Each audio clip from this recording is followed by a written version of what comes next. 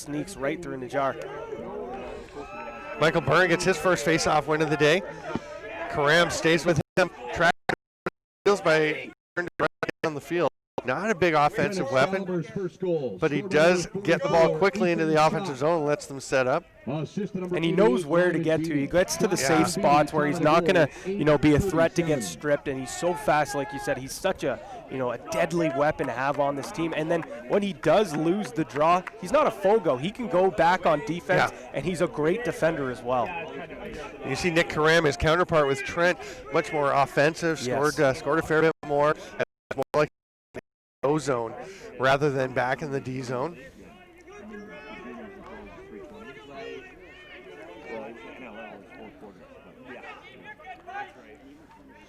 Nikolai Ferris at the top. Gets it over to Jones Smith. A few subs already for Western to get a few different looks out there. Jones Smith was the All-Canadian D midi for CUFLA West. And Nick Ferris, a depth player, but a solid one. Here's Sam Neeb with a swim move and a shot. And scores through the legs, or did it? Okay, this is the longest delay I've seen. They still haven't signaled goal. No, they did. I think the corner official did signal goal. Okay. I mean, unfortunately, we don't have the replay here. That would be something that we'd want to take a look again. Yeah. But that going through the 5-hole, going upstairs, Sam Neeb, we talked about him yesterday. He's a fifth-year starter. He started out as more of an offensive midi, but with the recruiting that they've gotten, bringing guys in like Reed, Reinhold, Jackson Hulbert, it allows him to be more of a transitional D midi. But when he does play offense, he has the ability to score as well, as he just showed. Yeah, well, it's a nice move, and I thought it was in. I mean, it went through the legs of Holton clearly, and I thought it was in. Didn't see any of the refs signal goal, and then the one runs in and stands on the crease and looked like he was debating with his crewmate, but if it was signaled earlier, it definitely looked like a goal. So I'm not questioning whether it was in. Just thought maybe they saw something we didn't. Exactly.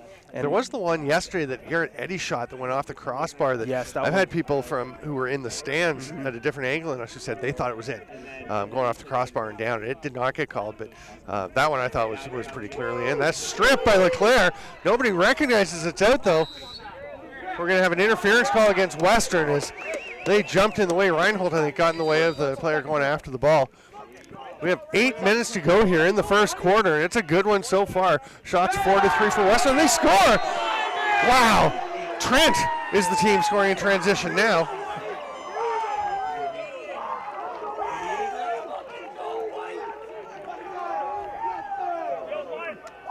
And that's just a good effort there by Lehman Beatty. Going in transition, picking that ground ball up and just going all the way. And it looked like, Najjar wasn't even ready for that. I don't know what it was. I wasn't ready for it. Yeah. And, he just kind of shoots it high, opposite stick side and puts it away. And like you said, we're used to this Western team scoring in transition. But and another face-off win. Well. Sorry, another face-off win for Trent. That's the story we want to keep an eye on. Sorry to cut you off there. I just think it's so big for Nick Karam to be giving them these possessions. That was one of the things that Trent struggled with yesterday. I mean, Karam did a pretty good job, but Nico Baudouin is that. But Lima beating 1 goal in the regular season, so you're not really expecting him to go up and pour shots into the net, but caught everyone off guard on that. Adam Peroni up top. Peroni driving in, gets past his check, shoots. It's a pretty good save. Again, I didn't feel like that was necessarily the shot they wanted. That's absolutely not the take you want. It is a big save for Najjar just for his confidence, but Peroni barely had a step on not really the take coming from away, going down that other alley. I'm not sure. Jordy, interference, 30 seconds. 30-second foul interference. So it's a 30-second interference call.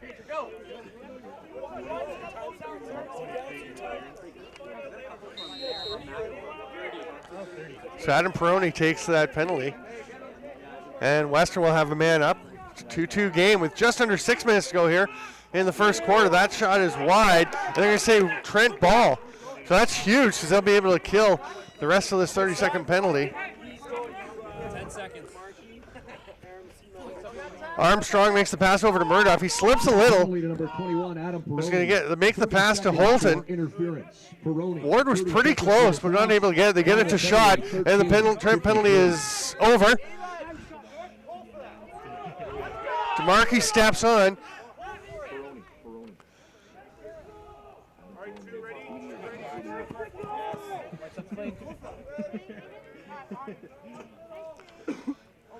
Now Brandon Armstrong with it. Still pressure from Western. There's the pass to Justin DeMarkey. He's going to run it over center. Gives it off to Nick Karam. Oh, that pass is picked off by Crowley, sorry. And you can hear people on the Trent bench saying he'll shoot. Oh, Patrick McCrory is flattened by Cole Murdoff, and McCrory is shaken up.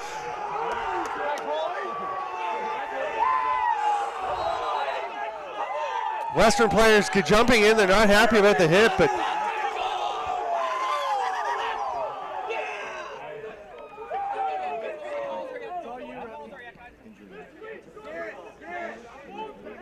so a huge hit by Murdoff, and the ref is saying to Trent, we don't know what the calls are yet. So, but no, there's no question. I can't imagine a penalty coming out of that. No. I think Patrick McCrory is going to be okay. That was just a shoulder right to mid-chest. Yep. That will knock all the wind right out of you, and it's hard to. You can't just jump up and keep going if you don't have any air. No, it's a fair, clean lacrosse hit, and Cole Murdoff's a big body. I mean, we saw him lay the body quite a bit yesterday. A couple of huge hits from him, and that's just his game. Like I said, he's more of a physical inside defender, but when you come in transition, he loves to slide upfield and drop the body there, as we saw.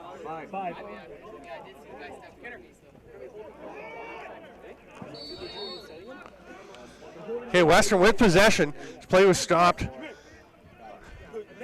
while McCrory was on the ground. Comes back up to Reinhold.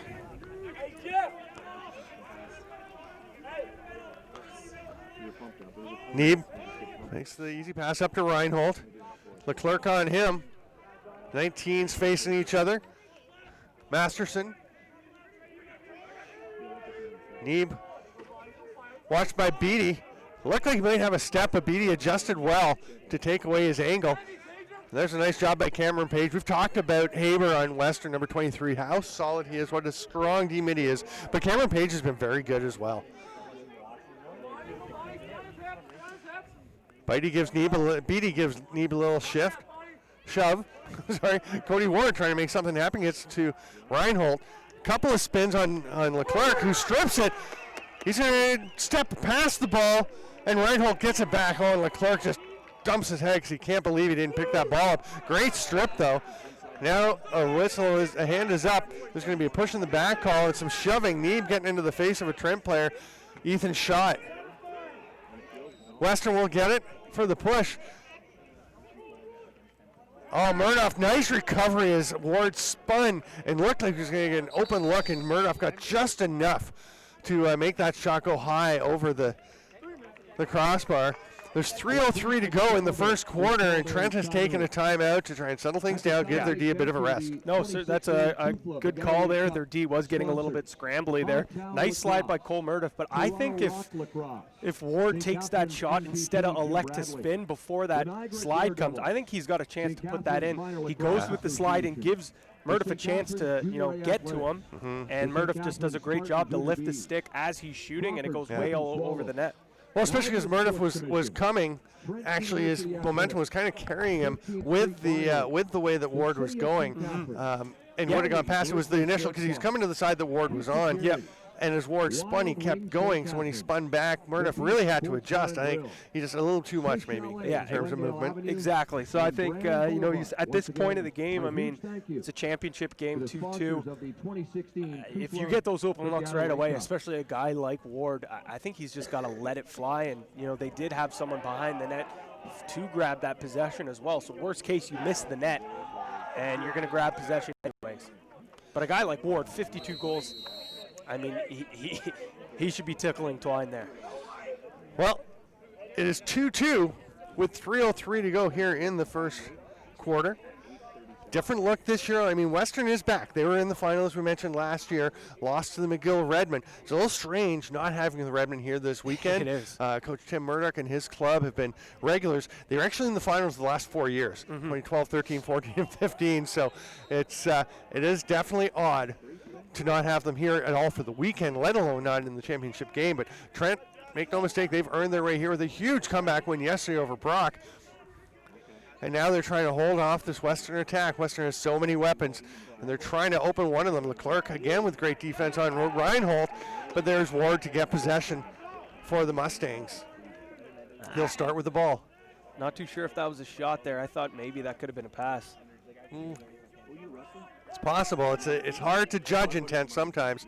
It looked like Leclerc got part of his stick as he was taking that shot/pass. Trent certainly would have liked the pass call, obviously. Miles, one-on-one with Page. Page keeping him out. Miles slips but gets back up, and we have a penalty coming, but it's going to be a goal for Western. Miles working and working. Boy, he stood out for the Western Mustangs yesterday, and he is looking sharp today with his second goal of the game. 5 goals on the weekend for him, adding an assist as well. I mean, the kid has come up big. 18 points on the year, not too bad for him, but I mean, when they have needed him the most this weekend, he's come up big. Reed Reinhold, he's their number 1 midi scoring threat, I should say. But he's getting matched up right now with Leclerc, who has been unbelievable at LSM. So it's got to be huge that Miles comes up big, because he's going to draw the short stick D-midi. And another face-off win for Nick Karam, and he heads down, but the ball gets locked down on the ground, but Karam keeps working. Eddie goes after him, but Michael Byrne comes up with it eventually. There's a sidearm pass, skips away from Crowley, and it's loose. Murdoch's going to get it. A huge sequence of events. Murdoch rolls it to the man coming off the bench. Great play to get it to Danny Mickle. The veteran, though, is stripped, trying to fight through the 2 defenders. McCrory and Haber all over him. Now it's Eddie who eventually comes up with it. Haber's on him. Eddie's just going to run into some open space, try and create something. Now you can hear them say they want to settle down. That was a real battle, but Nick Karam is having a career day at the face-off dot right now. And that's the thing. I mean, sometimes you have these face-off guys that are so good, but you, for some reason, can't beat a certain style of, some guys are clamps. Mickle with a shot, he scores! Danny Mickle, 2 bouncers yesterday and 1 today to tie things up within the final 30 seconds of the quarter. Mickle, the veteran captain, just bounces it well in front of the net. The coaches have been telling them, get it down on the ground, and Mickle does just that, and then up just under the crossbar. Yeah, that's a perfectly placed ball for Mickle. It's so hard as a goaltender. You get that bounce shot, and it's going to, come right back up, goes high, and, goaltenders have such a difficult job reading where that bounce is coming. And Mickle, his 3rd goal of the weekend. And we saw Trent with some big plays at, the right time yesterday. A couple of big saves at the end of the first, at the end of the second, and now we see Mickle with a huge goal to tie it up. All right. We will throw it down to Zach Engel with his insight here in the first quarter intermission. Thanks, guys. It's been a unique Sunday here with 2 teams facing off each other for the first time in a meaningful game in both schools' histories, as their only previous game between Western and Trent came in an exhibition game. Having said that, neither of these teams have won a Baggataway Cup championship since 2001, when the Western Mustangs captured that title. Trent is still looking for their first victory, and right now they're in a tough one with Western, tied at 3 after 1 quarter. Guys, it should be a fantastic 60 minutes the rest of the way. All right, thanks, Zach. That's a good point. I mean, boy, Western with their last win, as we mentioned, in 2001. Trent never winning it. And the one thing, Trent came out and played very nervous yesterday. Just weren't sharp, didn't play well. I was kidding around a little bit with Jeff McKinley, their coach, before the game. He was saying how good he feels with the time change, the extra hour of sleep. He said, I feel tons of energy. It's great. And I said, hey, maybe it'll help your team play in the first half, too. He said, maybe. So he said, that'd be good, because they knew. I mean, they were aware that their team did not play the way they're capable of in the first half yesterday, and it made it for a very difficult comeback. And I mean, Brock and Western, both powerful teams. You don't want to try and come back that way against 2 teams that good in 2 days. Yeah, exactly. I mean, I had a conversation with Shane Morlock, one of the assistant coaches for Western, and that's exactly what he said that their game plan was to do. Try to put them away early and not, let them hang around like we saw Brock do yesterday, They did jump out to that early lead, but they didn't have that killer instinct to put the team away when they needed it the most, and Western said, we're not going to make that same mistake. We want to try to get an early lead and put them away. Which is interesting because, as you talked about yesterday, Western's MO for years was get a lead of a goal or two and basically grind the game to a halt. Right? And that has been the approach, I think, that the team has taken over the years. Mm-hmm. And they've changed, as you mentioned. They're a little more potent offensively, and that gives them a chance to play a higher scoring game. And it's, right now 3-3 on pace for 12-12. And it's been exciting so far, and we are back underway. Reinhold up to Miles. Sorry, that was actually McCrory. Ryan McCrory giving it to Miles. Cody Ward has it out wide. Again, Murduff shadowing him well away, but waiting to pick him up when he gets into dangerous territory. You can see the closer the closer Ward gets to the net, the closer Murduff gets on him. Murduff thought about racing out. Now he's stepping back, working the stick. Ward trying to get open. A little push in the back. McCrory picks that one up off the ground, and Reinhold gets it. Murduff repelling Ward's attack. That's great defense there by Murduff. He knows how to position himself to stay in position. Masterson, Ward, and then over to McCrory. Everyone thinking about shooting. McCrory finally is able to get one off. That one goes wide. Western maintains possession. Miles starting in the back. There's a cutter, a shot, and a goal. Miles just stepped out and kept looking like he was going to pass to someone and just turned and fired it. That's an absolute rip, his third of the game. Unbelievable. 2 games so far this weekend, 6 goals. We've seen him score all different kinds of ways, taking to the rack, shooting from the outside, scoring in tight. In the stack, it's a coming out party for Miles this weekend. And, 7 points. He had 18 all year, so it still, shows that he can score. But, wow, he's been unbelievable this weekend. He has. And, in a weekend where, as we talked about, Cody Ward and Garrett Eddy both played pretty well, scored some big points yesterday for their teams, but neither of them scored the way we have become used to from them. And, so far today, Ward hasn't quite stepped up, but Miles has. And at the other end, we're seeing, Danny Mickle playing a huge role as well. Trent gets another face-off win from Nick Karam, talking about guys stepping up their games. And it was... Byrne went a little early, so he's now trying to see any other way. We'd say all the time, your face-off guys are usually cheating, but now it might be in his head. Maybe he knows that he's going to have to try something different. There's a shot by Eddy. He loves those angles. And it's called Western ball. Cam Garland is trying to sprint to the line. His foot speed is not his greatest asset, and it looks like he was passed at the last second there by Peter Hunt. From our angle, it looked like Garland actually had a step on Hunt, but the official right down in the corner. We are looking through the Trent bench to try and see down to our right bottom corner.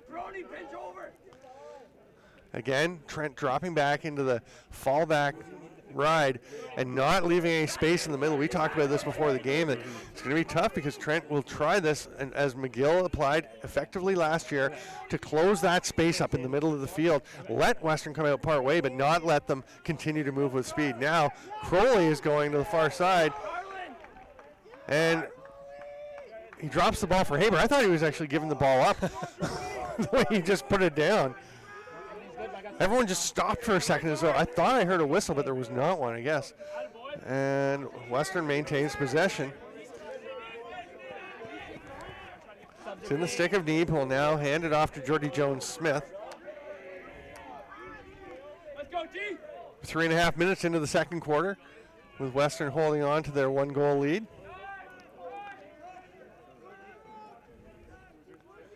McCrory comes up and quickly shot out onto him. You can tell that they recognize McCrory can create things. Jones-Smith.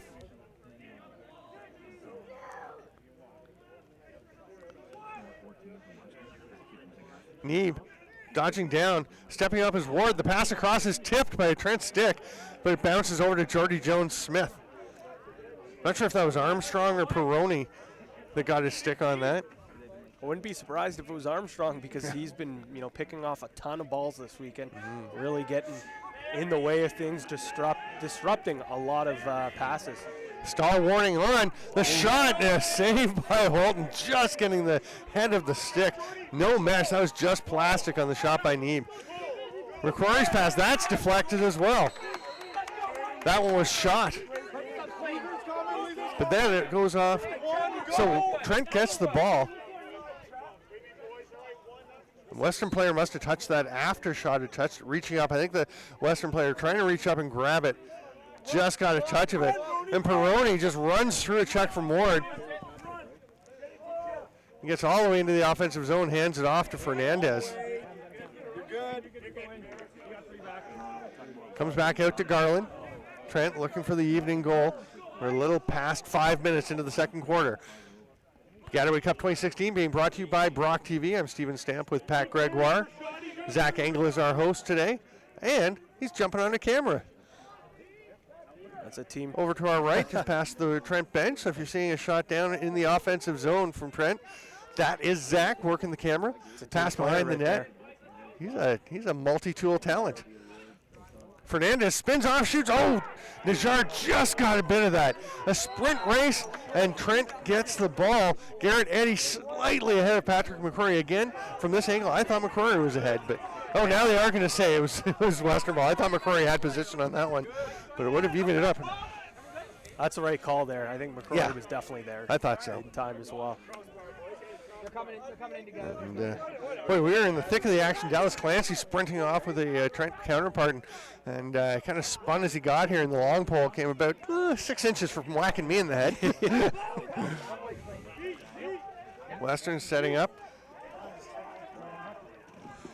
Haber behind the net.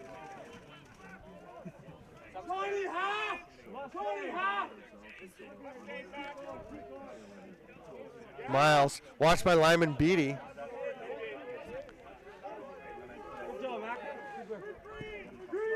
Miles coming out from behind the net. Beatty staying on him. Gets a shot and scores. And I was just going to say, I don't know the way Miles is playing that you want a short stick mini on him. Not a chance. I mean, he's dicing up long poles this weekend, never mind a shorty. And once again, we're seeing him score a different way. He's not there's a lot of players that are, just go to the same sweet spot every time. We'll shoot high off stick side, or we'll go down low to a corner. We've seen him score every single spot of the net this weekend. Yeah, that's the first one I think where we've seen him go high on go with the short bounce that goes way up into the mesh just under the crossbar. Yeah. So 2-goal lead for Western. And you can feel some more energy on that Mustang sideline. Such a game of momentum. Jones Smith running all the way back. Justin Leith gives him a couple of whacks to turn him aside. Miles comes to get the ball, and he's got to be feeling like $1 million with 4 goals today. Yeah. 7 in his 2 games so far with still 52 minutes to go. Face-off battle now starting to even up as well. Michael Byrne starting to adjust a little more as well. We knew this was going to be a battle all day long. Masterson, he's watched by Page. Page doing a good job. A little help from Leith, but he gives it off to Miles, who Leith is on now.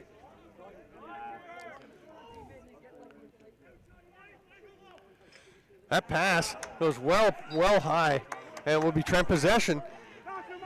That's 2 questionable skip passes there from McCrory.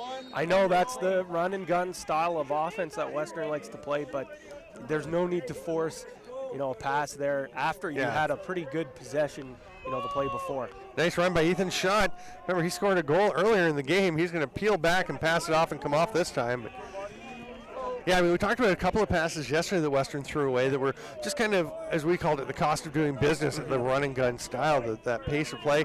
You're going to create some chances. You're going to throw the odd ball away when you try and push it. But that's not in the fast break. This is just in the set offense, a little impatience in throwing the ball away. Yeah, it's trying to make something happen when something really isn't there. And like you said, it's the style of play that they do play, so it's going to happen from time to time. McWilliams cuts to the middle. Cam Garland backpedaling. Fernandez is directing with his head for Garland to head in and leave him as isolation against Murayama. Comes up top to Finley. Haber turns him back as he's done to so many this weekend, so Finley's just going to back up to the blue dotted line and come over to the near side. 10.5 minutes to go here in the first half. Baggataway Cup Championships on Brock TV. Finley with the dodge. Haber gets him. Finley gets through, shovels it out. McWilliams thought about a shot, but had a man right on him. Garland drops it, picks it up again. He scored, again, the winning goal yesterday. The freshman with a huge marker after being really limited in effectiveness for earlier in the game. Stall warning on Trent. And Cole McWilliams, when he cut through, he wanted that ball. Badly. Jumped, hopped as he didn't get it. Eddie fires, goes wide. Fernandez is standing right by the back line to get it. Garrett Eddy is so effective with those outside shots, but misses wide on this one. Finley will start with it.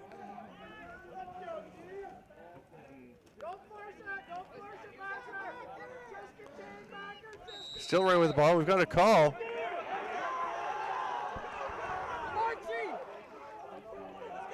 I didn't see what the call was. I think it was interference on the far side. Yeah, I couldn't see. Off ball. There was a little bit of a change in the box here for Trent. They were getting ready, and I couldn't see.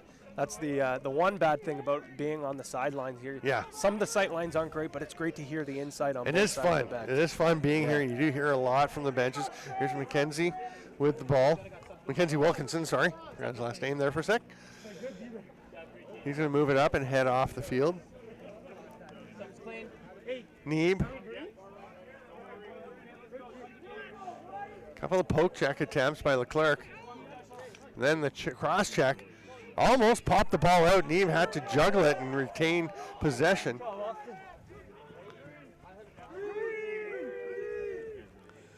Cole Davis takes the pass. I think that's the first we've really seen of Cole Davis. He hasn't spent a lot of time on the field this weekend. Masterson trying to bull his way in. Page gives him a shove back. And Cole Murdoch a little tap with the stick as he goes by. Here's Masterson again. Gets to some open space, but they help. And there's a great pickoff by Armstrong. You said he's been picking him off all weekend. He does it again. That pass a little behind shot, but he reaches back to get it. And then he's going to go over to Leclerc.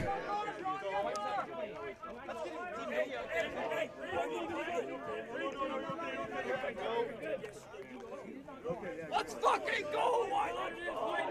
Here comes the Bolts.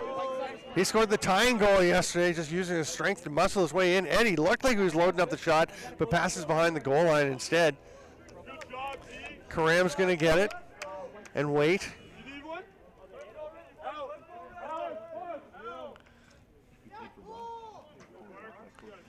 Trent taking their time. Brandon Armstrong coming off to take a little bit of a break.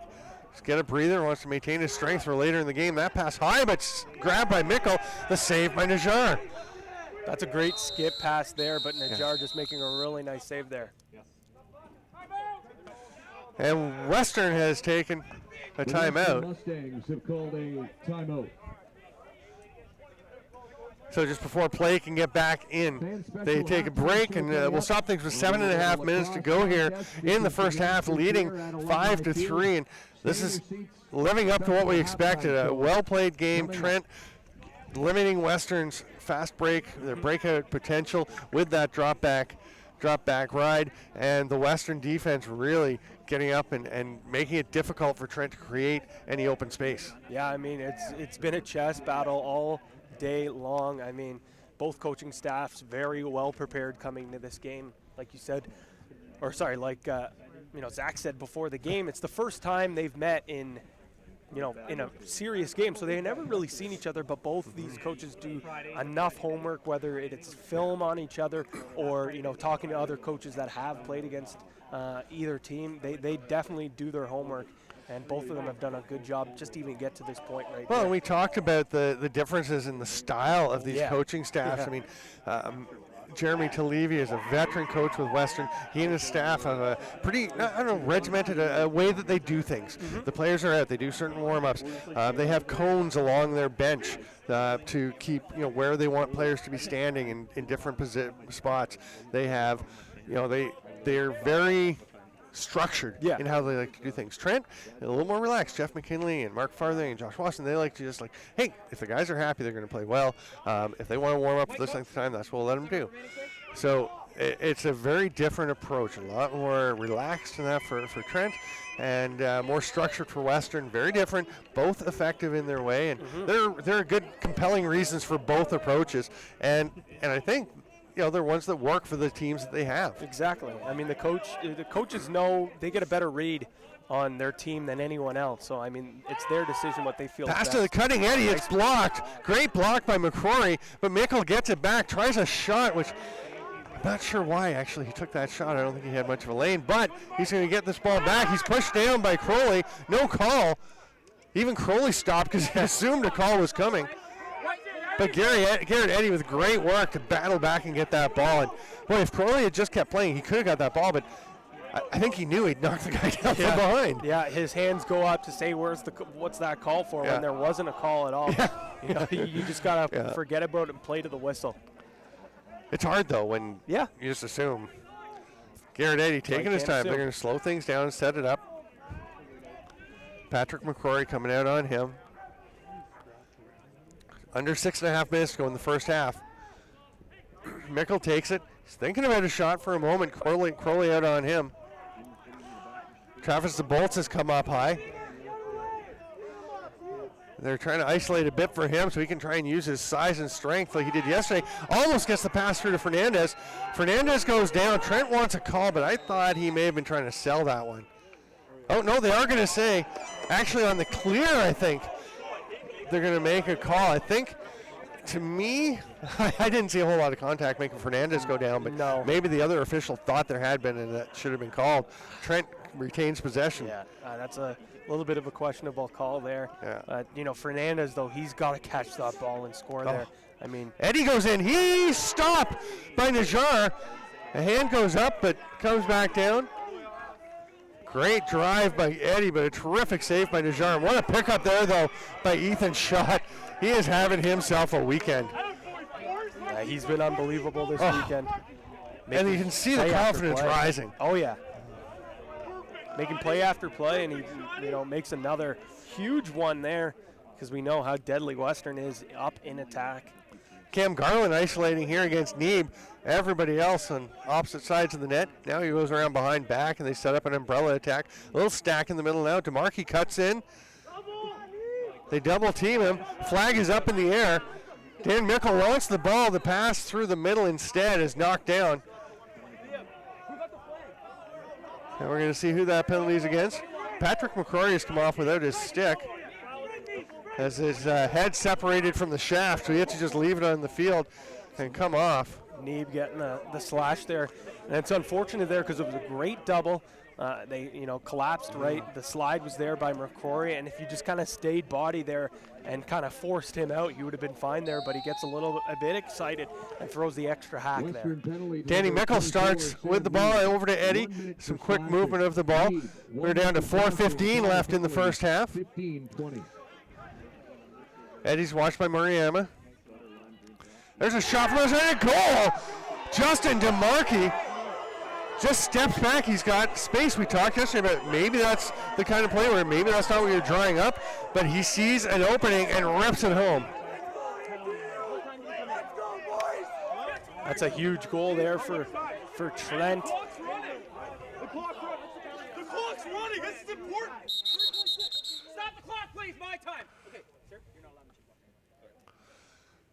So there's a question about how long is left in the penalty. White goal is 27. Because you guys came over here. And the official in the penalty box area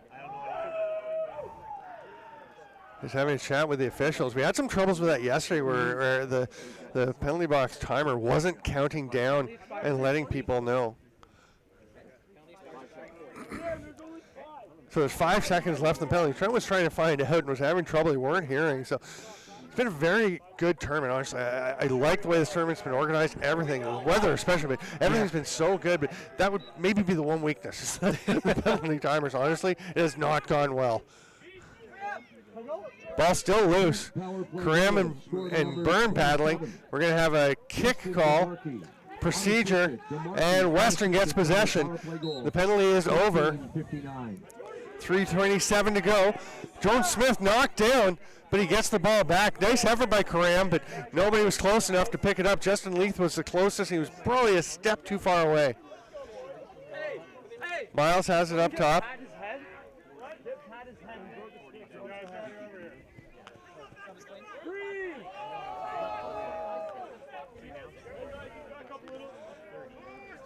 Western slowing things down a little. 3 minutes to go.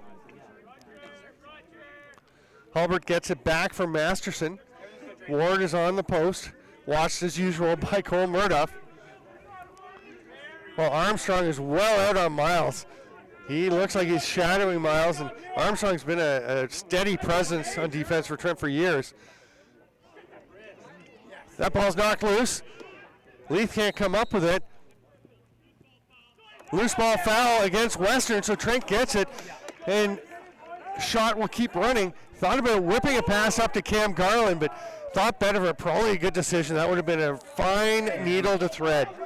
And speaking of fine needle to thread, that last pass, I think, we talked about how the skip pass is sometimes too much. That there I thought was a great skip pass, but it's got to be on a rope. You got to, thread the needle there.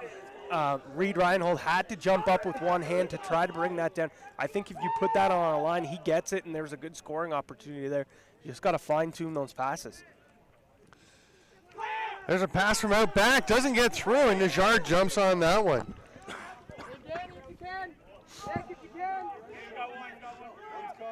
Crowley, nice pass ahead to Moriyama. A couple of Trent players coming to try and press Trent with more pressure than they've applied, and they make it difficult, but Reinhold does get that pass. Reinhold loves that spin move. It doesn't matter where, if he's running up, midfield or going in for a dodge. He just loves doing that little spin move or that step back. We've seen him do it all weekend.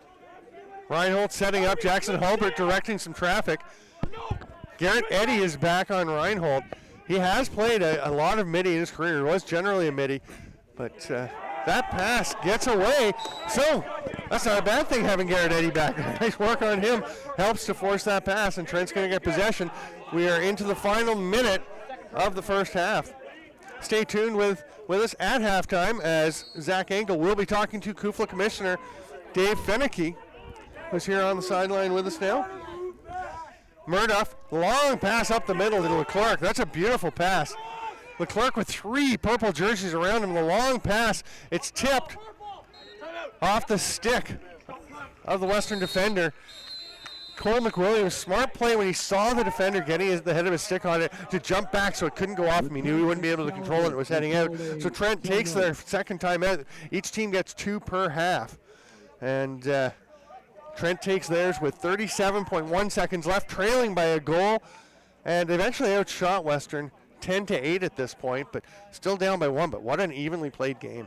Yeah, we said it's a chess match. Both these teams, trying to do the little things to, come out here with a win, try to limit the mistakes. I think right now Western trying to force the ball a little bit instead of, just going with those open looks.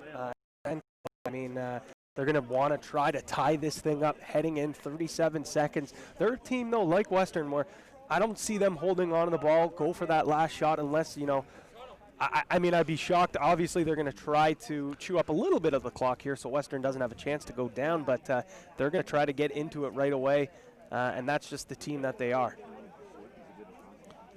I got to say, though, Trent's defense doing a great job to try to limit those chances in the settled situations for Western, forcing them to try those skip passes that we've seen so often in this last quarter, I should say.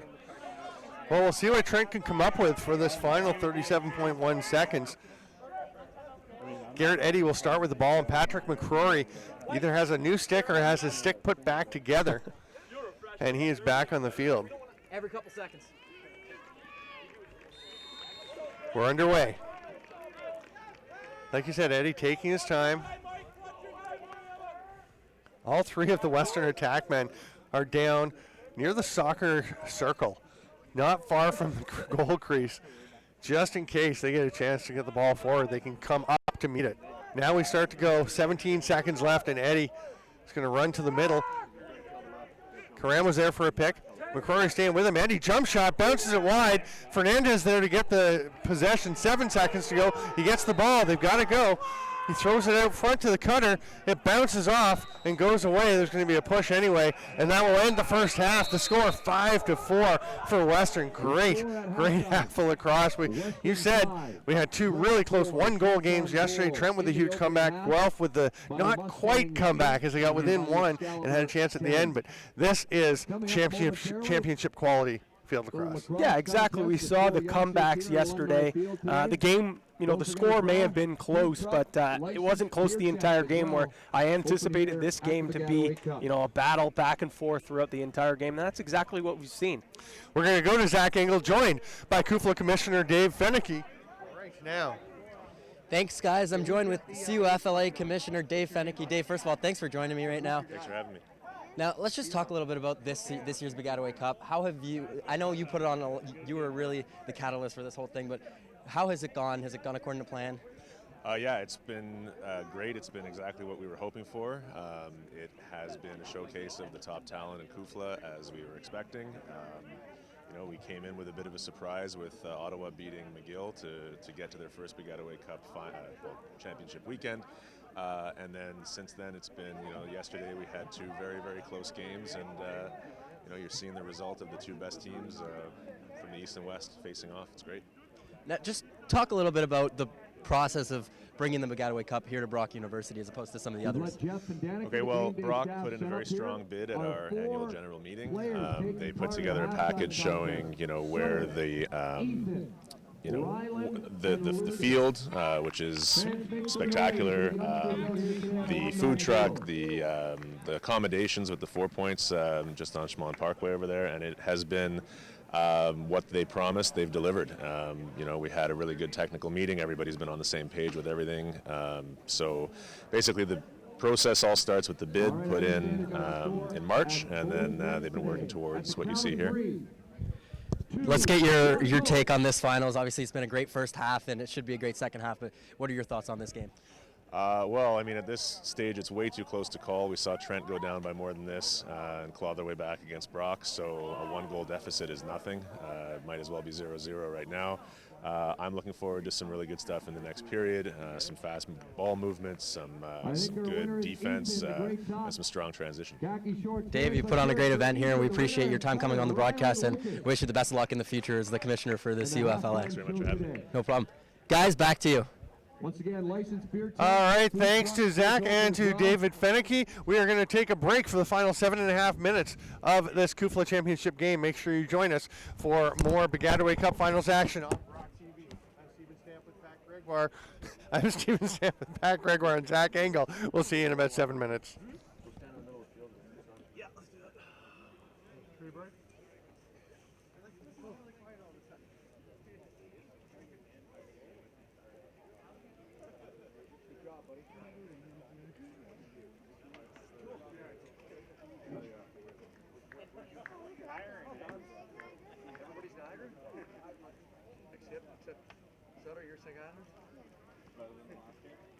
Oh yeah, Rock. Who's your favorite?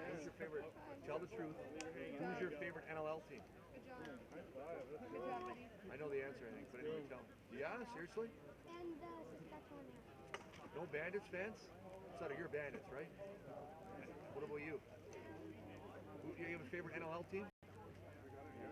They're Rock fans now. Josh Anderson, that's why you like Ross. The Rock knows they gotta come in there and sweep them up.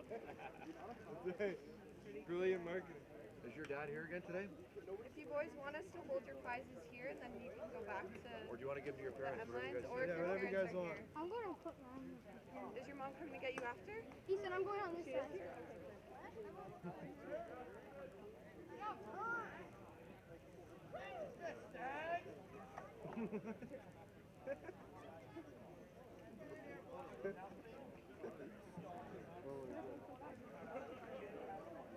Oh, is he? Is someone coming in?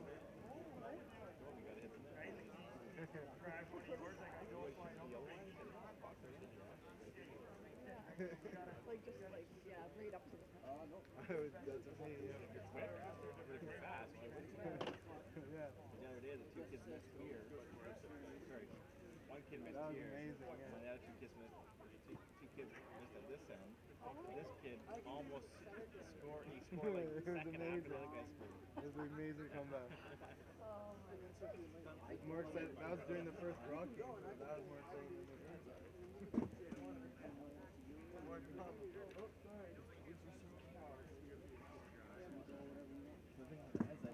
Good, thanks for helping me. A lot of dogs in the week, actually. No, actually. Really, if I see a dog, I'm like, hey, see your dog. I got to leave it for poker. Just let me know if you want to dog at home. What kind of dog do you have? German Shepherd. Not my first choice.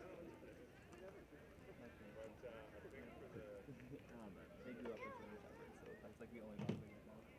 I had like 3 in the last like 8 years.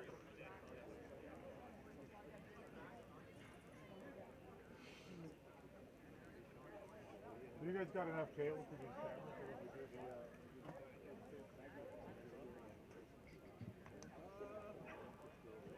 Not on that. Yeah,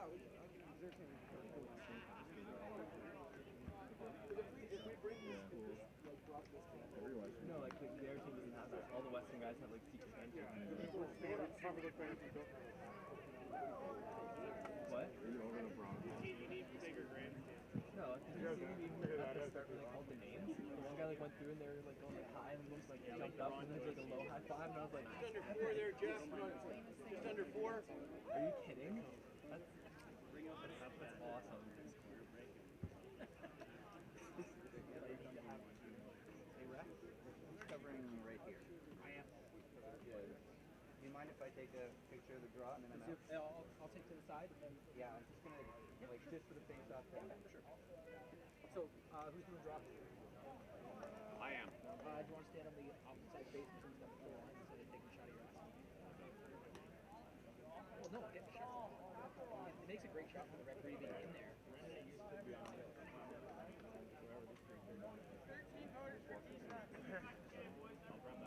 it's nice. It's like hot up.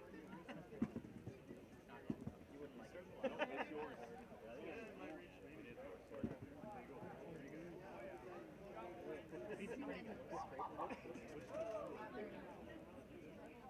So you want me on the other side?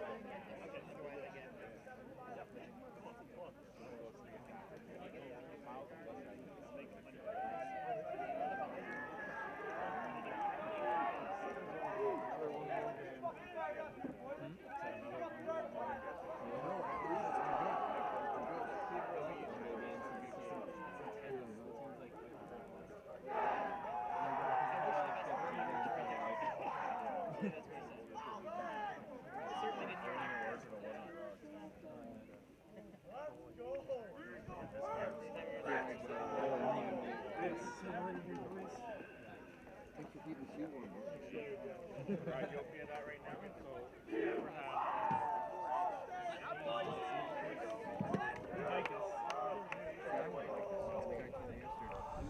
Welcome back, lacrosse friends, to the 2016 Baggataway Cup championship game. It's 5-4 for the Western Mustangs. We're about a minute 40 from the start of the second half, although the teams are already headed out on the field.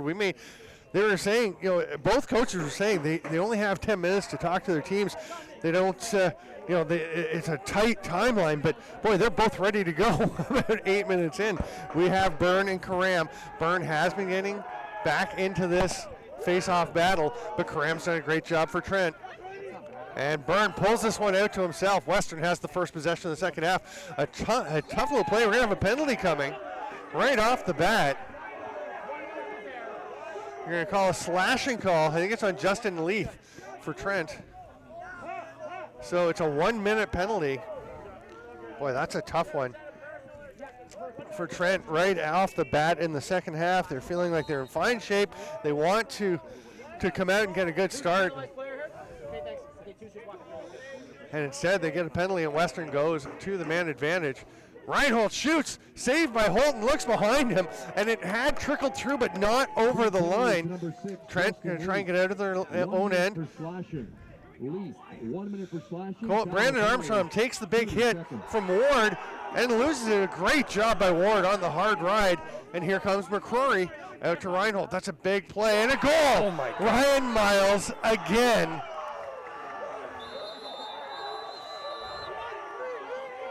And Western with the penalty, with the timeout again to save the time. There was a 1 minute penalty. They score relatively early, showing some urgency, and then get the timeout to save the rest of the penalty time.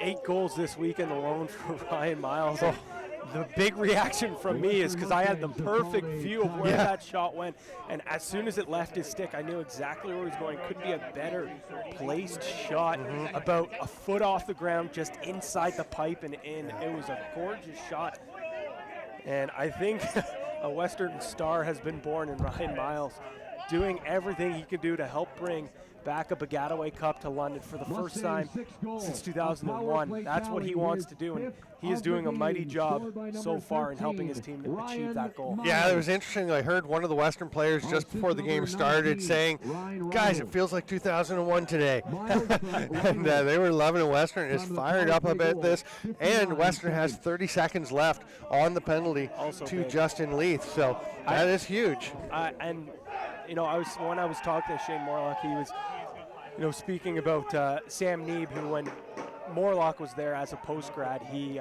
played against Neeb, and Neeb's been here for the 3 games that Western has lost in the finals, back in 2012, 15, sorry, the 2 games, and then this 3rd game here. So this is his 3rd time, and Morlock asked him, how are you feeling today? And he said, you know what, Shane, 3rd time's a charm. So he'd take a very relaxed approach. He said, it's the last time he's going to get a chance. Why not do it in his 3rd time? Travis Ferguson goes out to try and get a draw for Trent. He has done a good job for them this year, but Byrne continues the role he's been on. That's the thing with Byrne. I mean, he finds a way to adjust different ways to win the faceoff. Reinhold juggled that pass, but caught it. Miles takes it to the net, almost gets his 6th of the game, but Holton got just a bit of it. Murdoch picks it up and makes a little sidearm pass over to Armstrong, ahead to Leclerc.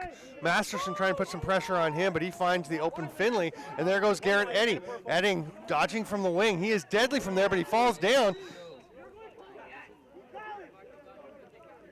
An interference call. Beautiful ball movement in transition. Trent using, moving the ball around instead of just laying it up, and that was gorgeous. Yeah. Oh, Peter Hunt, I thought Western had a turnover, but instead the penalty to Peter Hunt will give Trent a chance to try and get one back. 2 minutes and 10 seconds here into the 3rd quarter. Mickle to Eddy and back to Mickle. Boy, Dan Mickle, the veteran's been playing a big role for Trent here. Now Zabolts will come out. Up top to Mickle, who shoots. Tries the bouncer again, but that one was straight in the middle of Najjar. But the long outlet pass picked off by Armstrong. What a great catch. Nice job again by Mickle to come back over center and let Armstrong run that ball up. Such a smart, heady player, Dan Mickle. They're back to even strength, so Trent's taking their time and setting things up. Jordy Jones-Smith is out on Mickle. Eddy is remaining high. He has moved to attack this year from his old midfield position, but he is staying up. They love to have him attack from the wing. There's Garland fighting off the check. Garland bullying his way in. He's going to shoot wide. And Fernandez gets the ball back. Najjar sprinted to the line. A nice cut, but Fernandez had a step on him. Fernandez will dodge on Moriyama. Backing his way in. There's a slide. A shot saved by Najjar. McWilliams couldn't bury that one. Trent having a little trouble hitting their spots here in the 2nd half as we were 3.5 minutes in, and now Western running the ball. That's definitely the take that they wanted, just not the shot placement that they needed. Yeah. Ward has it. Hustle by Shot to get over until Murdoch can jump out on him. And Shot's going to slip back so he can pick up Ryan McCrory on the other side. Jordy Jones-Smith will take the pass. Neeb heads back over to his side. as Western setting up.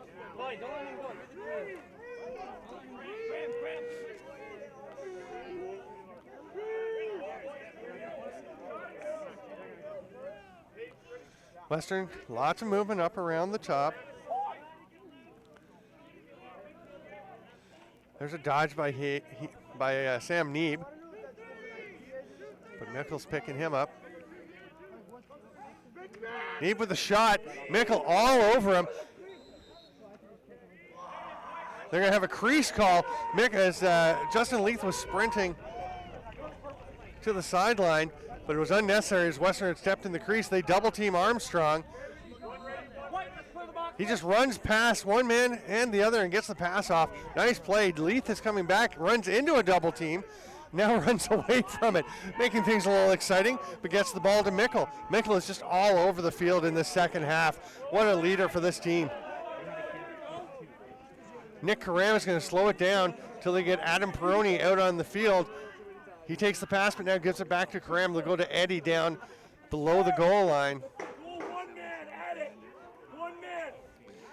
Eddie has Patrick McCrory on him, trying to open some space for him. He comes out. Dan Mickle is right on the crease, but Eddie's got a couple men on him. We'll hand it off to Karam instead. Get out! Brody, get out of here! Brody, get out of here! They're trying to isolate. Adam Peroni runs off to the middle. Here comes Karam.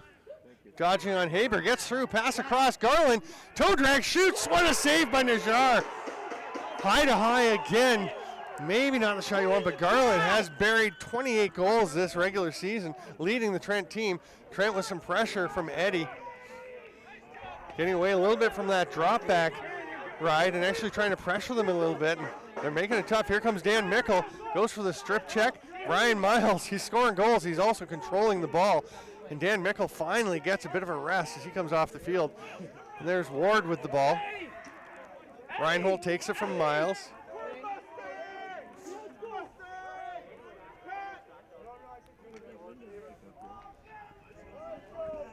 Masterson passes it back across to McCrory.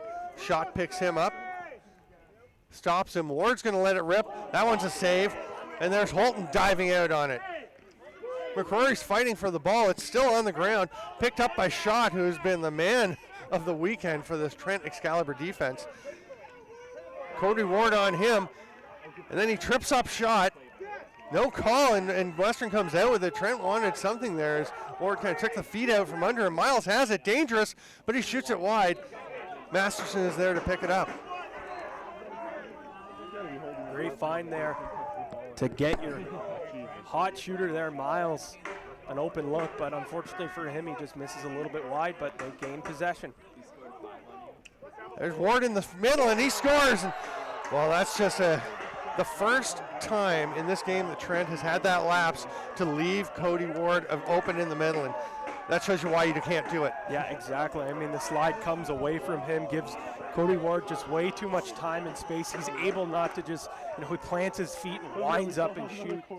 And Holton's been playing unbelievable, but there's no way he can stop that shot. No. Cody Ward scoring 52 goals during the regular season. There's no way he's making a mistake there. That 3-goal lead, that is a huge goal. The difference between a 1-goal lead and a 3-goal lead is massive. Trent had a couple of chances at the other end. Karam gets the ball. Burns stays on top, and Karam tried to shovel pass but lost the ball. Jordy Jones-Smith has it. That's stripped out. Everyone collides, a 4-man pileup, and somehow the refs have to decide who interfered with whom on that one. And they're going to give it to Western. I have no idea how you picked that one, because that was just 4 guys running into one big explosion in the middle of the field. Right on top, well, right down below that Badger at center field. 11:40 to go here in the third quarter.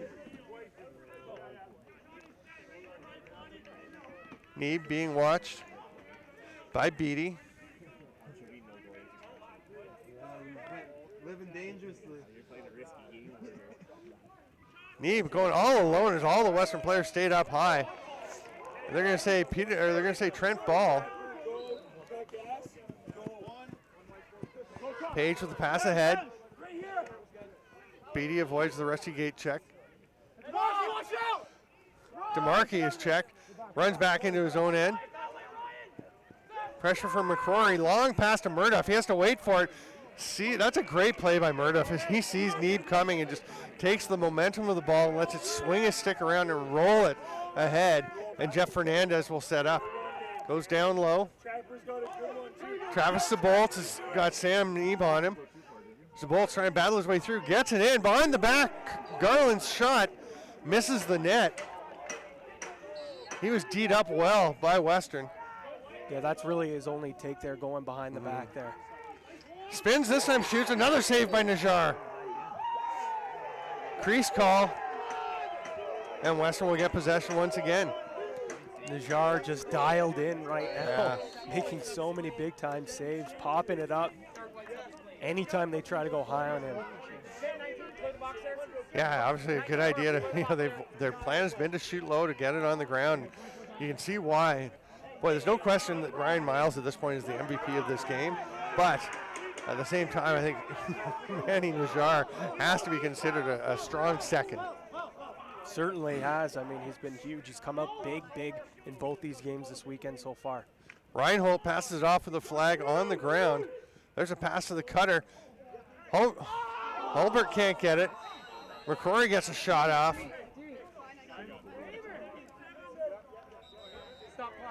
It's going to be interference on Jeff Fernandez, who would come back into the defensive zone, something you won't see very often.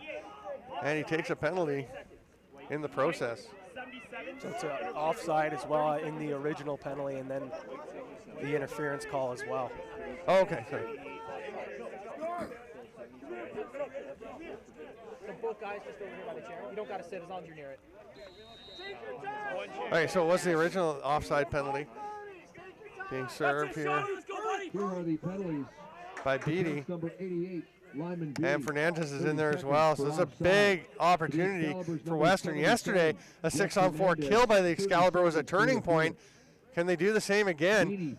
Miles shoots. Great job by Brandon Armstrong to get part of the stick and stop what would look to me like a goal coming. There's Ward shooting. That one's stopped. And a flag coming. The Trent players are released. But they're going to go right back to the short man as Johnny Leclerc is called for tripping.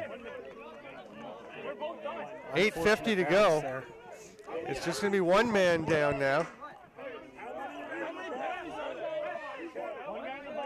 Trent's trying to find out whether a man's released or both players released, and not getting much information. Number 19, Jonathan Leclerc. So they are still too short because Beatty's still off the field. Great pressure by Justin Leith. Miles has it. Now Beatty is released, so they are just one short. Hard shot by Reed Reinhold. He had a ton of time and space, and boy, it's hard when you've got to kill that much time, and Western has the ball moving it all around. You can see the defenders just a step slow, and Reinhold takes advantage. It's 8-4. 8 minutes left to go here in the third quarter. Reed Reinhold, you give him that much space, that much time. We've seen how much of a deadly shooter he can be. Only his second goal this weekend, but like you said, it's so tough for Trent. They kill almost all that off, then take another penalty, and it's just exhausting for that penalty kill. They keep running around, especially with how well Western moves that ball. Karam with another faceoff win. He is doing his job. Byrne, as you said, can play defense as well, and he is dogging Karam. Gets it to Mickle, though. That shot goes wide, and Karam's going to get possession. I thought Mickle might bury that one, but nice job. Najjar may have got just a touch of it.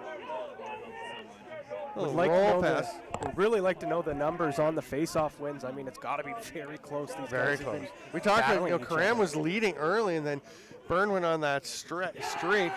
And there's a goal by Garrett Eddy. We talked about how Ward and Eddy need to get going. Eddy gets one. Bring Trent back within 3. Eddy just sees an opportunity where he's got a one-on-one situation.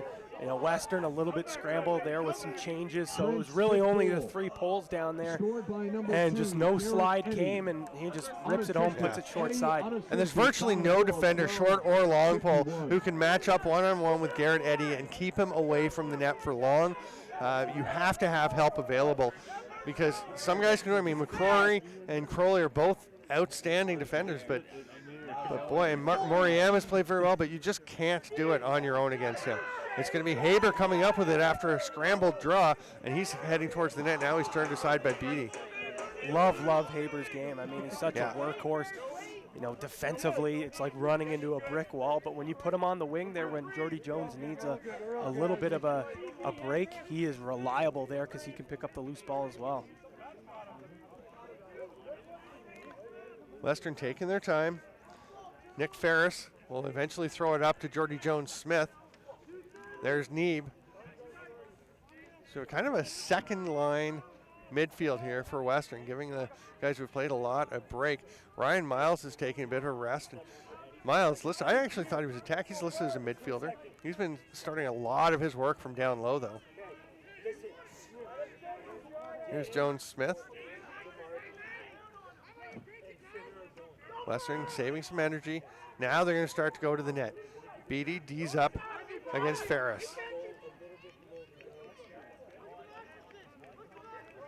A short pass from Neeb to Jones to Thomas Masterson. Stall warning on Western. Masterson's going to drive to the net. Page turns him back. There's a shot saved by Holton. Boy. There's a long pass ahead. Trent running the ball. A little collision between a few players and opposing teams here at the net. Cam Garland shoots. That one's stopped by Najjar. Ferguson goes after it, but Najjar comes up with the ball. Patrick McCrory shortens his hold on the stick to get that pass and then runs ahead. Petey stays with him. Purple sub is clean. Cody Ward with the ball, fakes the pass. He's going to slow it down and send a 3-2 hopper over to Ryan Miles. I know.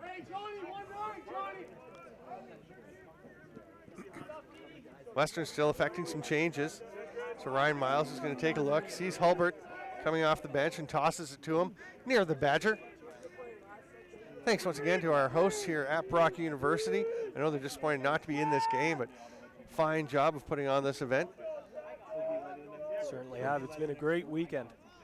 We're enjoying being here, part of Brock TV this weekend, to bring you this championship tournament and today's championship game. And Western looking to extend their lead. Reed Reinhold, give and go, and a goal, but for Jackson Hulbert. And Reed Reinhold, a nice job as the pass was a bit low. He just kind of squatted. Rather than having to change the angle of his stick in his hands, squatted down to change his height. So he was able to get that quick catch and release. That's a really smart, small play that led to that goal. Yeah, it's beautiful ball movement. That's the type of goals that Western have scored this year. You know, really whiz that ball around, get it up to your midfield, down to your attack, and then hitting that cutting midfield. And that's Hulbert's first point of the weekend, which is surprising considering he had 22 points from the midfield this year. Ball scrambled. Dan Mickle going for it. He's knocked down from behind by Jordy Jones-Smith. And Trent will get possession of the ball. Karam with Crowley on him. Cut in front, Cam Garland scores. Trent pulls within 3. The momentum was all purple, and now the green get a little bit of it back. We've got 2:42 to go here in the third quarter. It's 9-6 in favor of the Mustangs. There's absolutely no way Garland's missing his shot there. No. I mean, he struggled to find his spots earlier today. He gets a chance in tight there. The Whippy native, no doubt, is going to bury that. Assist number 9, Nick Karam. Garland from Karam. Face off once again. They clamp. This is an extended battle. One of the longer ones we've seen. It's usually been somebody pulling it out pretty quick, and Karam gets another one as Mickle scoops that up. Karam hold it back between his legs, and Jeff McKinley calling for a timeout. The official makes it clear that the ball was under control or free at the time of the request before Western got it. And Trent's going to take some time to think about this one. 2:05 to go in this third quarter and a 3-goal lead for Western. Trent's showing, I mean, we know they can come back. We saw what they did yesterday with that 4-goal fourth quarter, and Western's aware of that.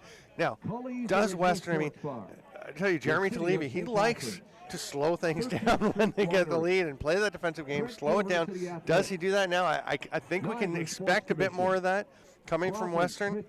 I definitely think that they're going to slow the ball down, but I don't think they can take the foot off the gas pedal.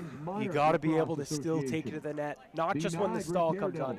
You got to, run some plays, take your chances, because we saw what happened to Brock yesterday. They sat on the ball too long, wait for the stall, would then go to the net, nothing would happen, the ball would go the other way for Trent, and they just continued to climb back into the game. I know Western watched the game. I don't think they're going to make that same mistake. I agree. I think they will slow things down, but I think they will keep trying to produce chances. Exactly. Maybe they don't look for that extra skip pass. Maybe they don't, on the transition, try to look for that fast break advantage. Maybe they slow it down there, but I think you still have to make an effort to go to the cage. Don't be afraid to win the game. Don't play like you have the lead. Act like it's still a 0-0 game. 2:05 to go. We're going to get back underway with Trent in possession, Garrett Eddy with the ball. Each team with one timeout remaining in regulation time. Trent's going to take their time setting up here. It's Patrick McCrory out on Eddy. Well, not really out on him, just waiting for Eddy to come in.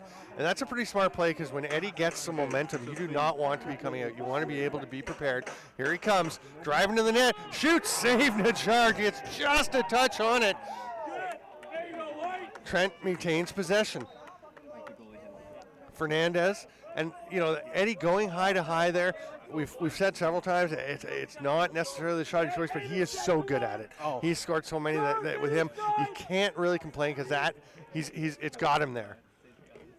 Double team on Eddy, strips the ball. Crowley tries to get him, but Eddy picks it back up. He falls, still controlling. Checked by Crowley. What a play by Keegan Crowley to knock that ball out of bounds as he knocked the stick of Eddy, and that sent the ball out of bounds. Crowley having himself an unbelievable weekend. Not as dominated as he was yesterday. Oh, and a tough break for Western. The shot by Masterson, and he is flattened. And I thought, Kyle Holton does tend to jump out and get very active as a goalie, and I thought he'd taken himself out of position there, and the Masterson was going to score, but a great slide, flattening him, caused him to miss the shot. Mikkel's back on D again. Boy, he is just a workhorse for this Trent team. Oh yeah. How bad is the tilt? Reinhold. Now they're really slowing things down to get ready for this final possession of this third quarter. 23 seconds to go. So they're looking at just one shot. Stall warning is on. Reinhold gets going. Mikkel on him. There's a slide from Schott, and he flattens him. Flattens his own teammate, too. Yeah, he just took everybody in his path. And Western gets the ball back. Jones Smith goes to the net and misses. That was a bit of a break, as I actually didn't think that was a shot. No. He was just getting hit. I thought it was, if anything, more of a pass. But either way, the quarter ends. It's 9-6 in favor of the Western Mustangs. And we're going to go to Zach Engel at some point down on the sideline. And we'll just be a moment. Here we go, Zach Engel. Thanks, guys. We're about 20 minutes away now from crowning a new Baggataway Cup champion, and if Trent is going to want to be the one sitting on that throne, they're going to have to find a way to stop number 13 on Western in Ryan Miles, who's already got 5 goals and an assist through the first 60 minutes. To put that into perspective, Trent only has 6 goals as a team. They were down by a similar deficit yesterday against Brock, and they did manage to come back and do it. Do they have one more comeback in them? Guys, we're about to find out. Thanks, Zach. We certainly are, and I'll tell you, it's gut check time for the Trent Excalibur. Need to come back again from a 3-goal deficit, and they have 20 minutes to do so. They have actually outshot Western 18-17. We'll see what happens as things get going. We talked earlier when Western was up by 2 and they got the first goal of the second half, and how important that was. It's making it harder for Trent to come back. Even more important here, who gets the first goal, because if Western scores the first goal of this quarter, I find it hard to imagine the Excalibur coming back and catching them. If Trent can get the first one, boy, their energy rises, and they may do it. Yeah, and that's the type of team Trent is, especially on that bench. I mean, they ride the wave of emotion. You know, if a goal goes in, they're crazy, they're going nuts. But at the same time, every time Western has scored, you know, the energy has gone down. Sure, you hear a few players here and there saying, don't worry, boys, we've got this, it's okay. You hear the coaches and staff do that as well. But like you said, I think mentally, you know, if Western comes out here, wins this draw, and goes down and scores a quick one, that isn't good for, you know, good for their psyche, I should say. Karam and Byrne. Trent going left to right on the screen in white with green trim. Western going right to left on the screen for this fourth quarter in their purple with white trim. Western got to choose the colors as they were a number 1 seed coming in. And now here comes Byrne running down the field. Cole Murdoff knocks the ball down. And Western, a collective gasp. Trent will come up with possession. And they're actually going to get a crease call, as Trent was picking the ball up anyway, but now they get the possession given to them on the crease play. Nick Karam's just kind of trotting off the field. Oh no, it is Western possession. Or did they pick that No, pass up? it's Murdoff dropped the ball behind his net there. Hard to see with the play coming out from behind the Western bench. We've mentioned that we are at ground level, right at midfield, right beside the camera and basically in the Trent penalty box beside the Trent bench, where we've been set up all weekend. Western also chose their bench today, I think just by getting here first. Yeah. But both teams are on the benches they were on yesterday and on the benches they're comfortable with from home on the side of the field. So both teams are happy where they are. Western probably a little happier, of course, with their 9-6 lead as we're just over a minute into the fourth quarter. DeMarkey working one-on-one. Wilkinson following him. Changes directions. Faked a pass. Is that a crease call? Once again, I couldn't see because of the bench, but I'm thinking that's what it was. Looked like DeMarkey might have just, when he did his little question mark dodge, went right into the crease. Moriyama gets it over to Miles. Leith on him. Almost got the strip, but Miles, great job to hold on to it. Reverses direction. Behind the back pass. Haber's going to take that one, and Western will just get their offense set up. Let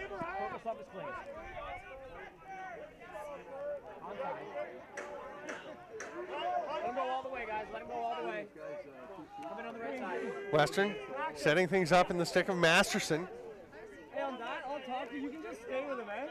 Just know it's here. That's good, that's good. I'll talk to you, though. Miles, watched by Armstrong. Western spreading it out. We talked about how they're going to try and take some of the air out of the ball. Of course, that's a figurative term. Don't want anyone thinking I think a lacrosse ball's inflated. I've been hit by enough of them. I know. No, definitely not. Same here. Stall warning now on for Western. So they will start to move Sam Neeb. Watched by Murdoff. Sorry, that is Cody Ward. The ball's knocked loose. Masterson picks it up. Murdoff right on him. Murdoff working hard with that stick. Now the Stall warning stays on. Murdoff steps back and Cameron Page will pick him up. Murdoff gets back with Ward. And Hulbert will take the pass. Nick Finley following him.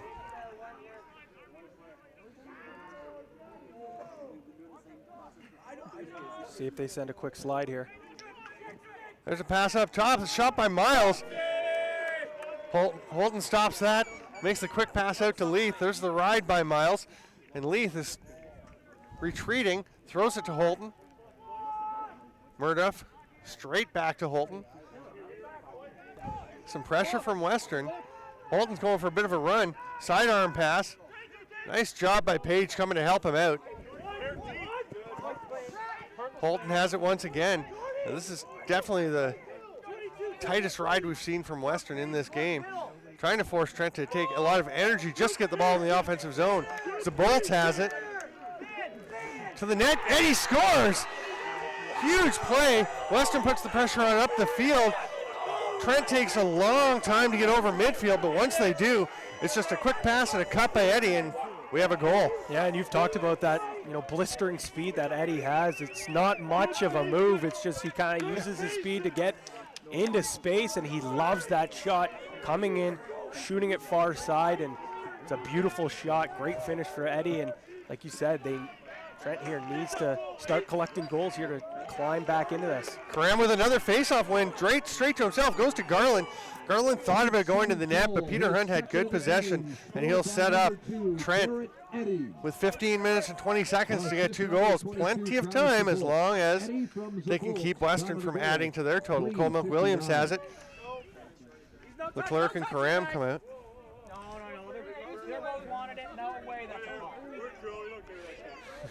Everyone racing to the sideline as they come off. And little head games the guys play, trying to get in position. Everyone's fighting to get off the field, slightly ahead of their opponent. Zabolts kind of throws his elbow out at Haber, but Haber gets the last lap by knocking the ball free. Now he's going to look for the pass ahead. That's just a great defensive play by Austin Haber.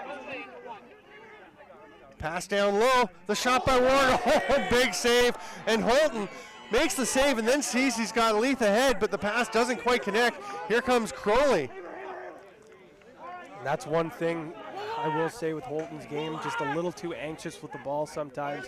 Well, he threw that one big one away yesterday that gave Brock a chance at the end. And yeah, and you know what he's thinking? He saw Leith, and everyone was packed down tight. It's a wide open pass, but you got to be sure of it. Yeah. You have to be darn sure of that ball.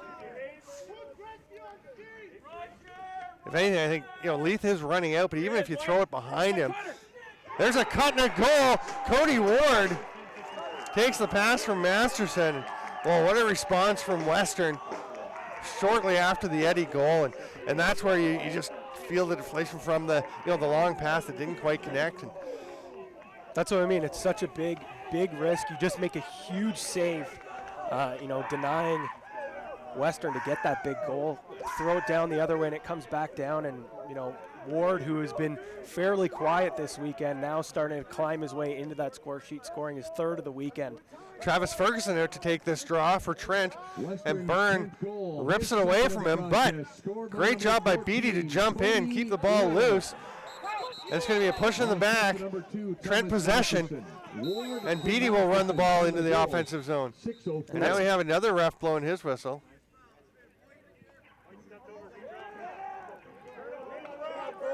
They're saying procedure. We're going to have looks like matching fouls behind the play. Didn't quite catch what that was. So I think Ethan Shaw left the, crossed the restraining line just a little bit too early before possession was called. So we're going to have a redraw, and it'll be Nick Karam this time. Ferguson did a pretty nice job there, but they're going to send Karam, who's been excellent. He's going to pop it over. Oh, great move by Leclerc to get that ball. Pass across Cam Garland. He was thinking shot. He's still thinking shot. Backhand whip stopped by Najjar. Eddie dives after it. Boy, I think if it goes in, it looks pretty good, but I don't know about that shot selection. No, that's one of the, that's the thing. If he scores, it's an absolute gorgeous goal. If not, you're thinking probably not the best take there at all. You just see he wanted to get that shot. Western with the ball. Skips over to Ward. Just under 12 minutes left now in the 4th quarter.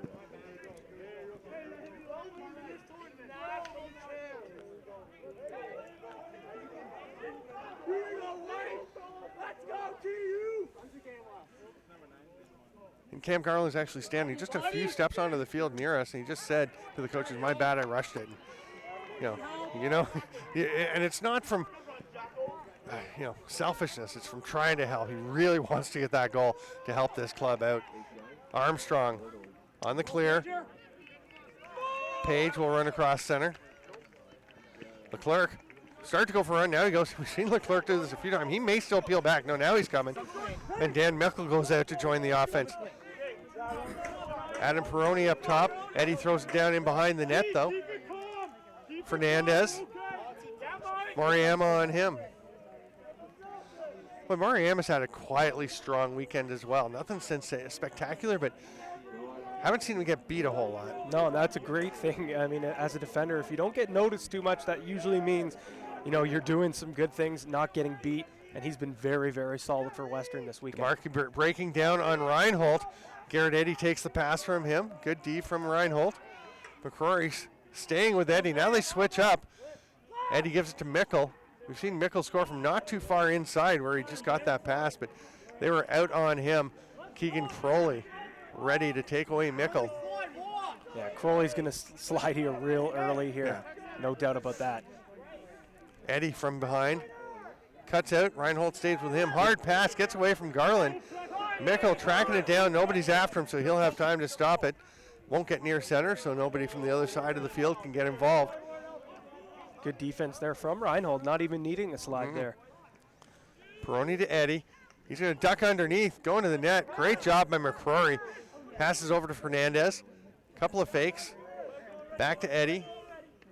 But they really need Garrett Eddy to step something up and just create something. The excitement they get when he does one of his fast feet dodging goals. DeMarchi looking for a space. Switches hands. Shoots. Saved by Najjar. Not a bad take.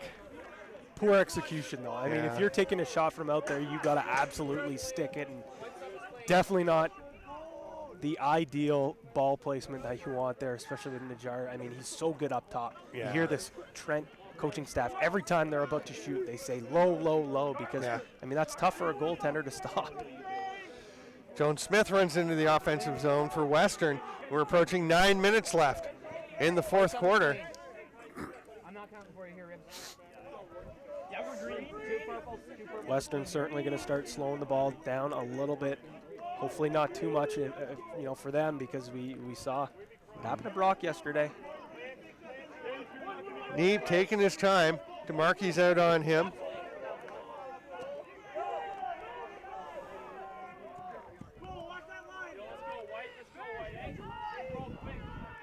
Nothing happening so far. Now Neeb goes around behind, and Western's starting to get some guys moving around. Nick Ferris was looking for a pass, but didn't have a lane to come through. Masterson's back to help out with 4 Western Mustangs in a line just above the soccer box. DeMarchi on Neeb. He's coming out. The pass across. Nicely knocked away from McCrory. Now it's stripped as Peroni goes after it. He loses the ball but dives on it. But Western comes up with it. Masterson has it. Shot on him. And Trent's going to come up with the ball. A nice little roll pass by Cole Murdoff. He's so smart about when and how to make some of those passes. Yeah, he knows he's not the quickest guy, doesn't have the the softest hands, but he gets the ball to the right spot. And as a defender, you got to know where to get to the ball into safe places. Again, pressure from the Mustangs. They've got the hard ride on. Bolton sees he's got a couple men over on the near side. Nick Karamas at center field, and he'll take the pass. Crowley on him. Fernandez. The cutter is Peroni. Fernandez elects not to pass it. There were some sticks in the lane. That would have been a tough one to make. So probably a good decision. Here comes the Bolts.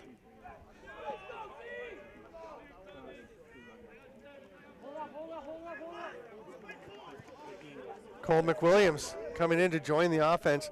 We're just under 7 minutes to go. Shots very even, 21-20 in favor of Trent. But the big number on the scoreboard is the 10 for Western versus the 7 for Trent. Travis DeBoltz with the shot, skips away from Najjar. The ball is rolling. Austin Haber's going to get to it first. The Bolts may have gotten a stick just slightly on it, but it gets through to Neeb, and they are running. Mustangs, Ward shoots, scores!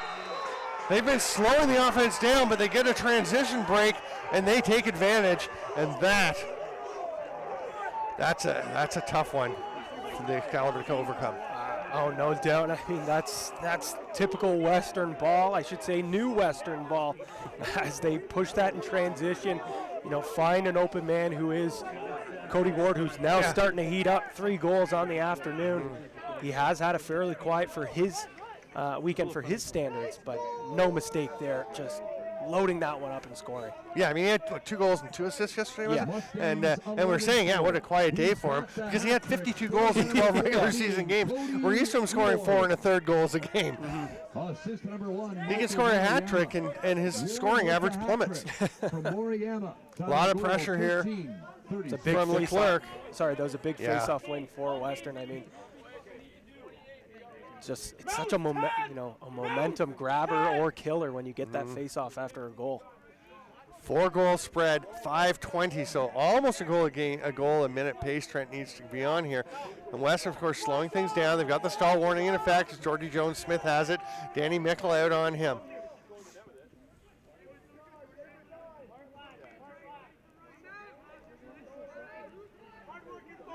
Five minutes exactly. Excalibur! The Excalibur call coming from the coaches, which would appear to mean that Holton comes out and they go man-to-man locked because everyone is picking somebody up and they are tight. Murdoff is the only man not on somebody. He's going to try and pick that ball up, but it's Page almost had it. Now it's Reed Reinhold. Holton is back in his net.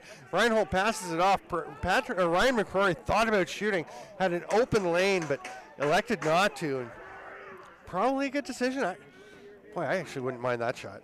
Yeah, no, I mean, in hindsight, probably could, but I think he's thinking, let's be safe and try to start chewing a little more clock up. And to be fair, he's a much better player than I am, and certainly a more effective offensive player than you were. So exactly.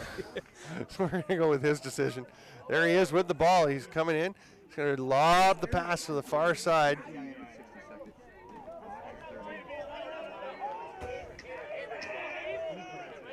Trent's now going to get some pressure on. Boy, it takes a lot out of you late in the fourth quarter of a game to have to get out and pressure, and Western's just spreading it out, making you go as far as possible. Miles has it, 3:45 to go. The Mustangs are getting pretty excited on their bench. We see guys hopping around. We see guys celebrating a bit. There's a hard shot that bounces out. It's going to go all the way out on the far side. And there's going to be a crease call against Western. That will be Trent possession. Ferris has the ball in his stick. He holds on to it as he is asking the referee about it. Excalibur have called Western. timeout. Okay, Trent has taken a timeout. Stay in your seats until the conclusion of this afternoon's game. So 3:25 to go. 4-goal lead for Western, 11-7. And boy, it's a tough situation for Trent if they want to get their first ever win. Western has done almost everything they need to do this afternoon. I'd say they've put their game plan into effect very well. Yeah, they have done a really fine job, limiting the chances from the potent attack that Trent has, but a big part of that has been the play of Najjar in net. He's come up big, huge. But, the defense of Western doing a fine job. I've been really pleased with also the D-midi play. Austin Haber has been a beast as well, matching up with, Travis Zabolts, who's probably got 50 pounds on him and at least 3 or 4 inches, doing a fine job. Trent, they got some tough work to do here, but I wouldn't say it's absolutely done and over just yet, but they're going to have to do something quick here, and there's no doubt that they have the offensive power to do it, but we'll see if they can pull it off. They've got the ball. The first thing they need is 1 goal. Exactly. It's got to start with 1. And Cody Ward is over, standing near the ball, getting in position, ready to check. He's the only Western Mustang on that side of the field at this point. Now we see Jordy Jones-Smith heading out and Ryan Miles. Western does have a timeout left. That was it for Trent, so they're going to have to figure things out on their own. But you'd hear McKinley, Farthing, and Wasson passionately imploring their players. Farthing has some championships, having played for Brock. He's happy to have his new team in. We have a substitute at goaltender for Trent. And we actually have to check that. It's Austin Cairns, who is out to help with the clear and to get out and use fresh legs to pressure. Karam throws it across. Haber's going to get there first. And that is just a huge serve. Oh, what a strip, though, by Shot. Armstrong can't get it. Miles tries to. He loses his stick. And Mark Farthing is arguing to the ref that Ryan Miles was playing without a stick. The referees are going to discuss it. And they're going to just ask the players to leave them some space to discuss it. Now, Miles had a stick knocked away as they were all running for the ball. They're going to say Trent possession. I'm not, and I think they are calling that. It's the right call. I mean, you could argue that he was running to pick up his stick, but he did make contact. Yeah. Which is, you got to call that. Yeah, that's true. And they did, and good on the official, Drake, to notice that and call it. Schott has the ball. Throws it ahead now to Dan Mickle. 2:34 to go. Mickle shoots. What a block there by Peter Hunt. And he's going to try and come up with the ball. He gets it. Nice little pass to Crowley. It skips away from him, but nobody near him. Oh, and he drops the ball, and Nick Karam runs right by it. Crowley has it. Well, Karam almost trips Crowley, but Crowley stays up on his feet. And that's going to be a Western timeout. Their final one of the game. 2:16 to go in this Baggataway Cup championship final. Boy, it's looking dire for Trent, but the Western Mustangs are getting pretty excited about the potential to get their first Baggataway Cup title since 2001, 15 years. And it's looking like a pretty good day to be purple right now. It certainly is. I mean, so much heartbreak for this Western Mustangs team. You know, making it to the finals 3 times before, this is the 3rd time here. So many times to the semifinals as well, and you know, if they can hold on to this one, first title in 15 years, it's quite remarkable that there hasn't been a Baggataway Cup brought home to London in that long, considering how good the program has been historically. Yeah, well, 2012, you know, they lost in the finals. Last year, they lost to McGill, and a terrific final. McGill had a fantastic team, lots of veterans, and really, they went and earned that one. Western knew they had a lot of guys coming back. This is most of the same players that they had last year.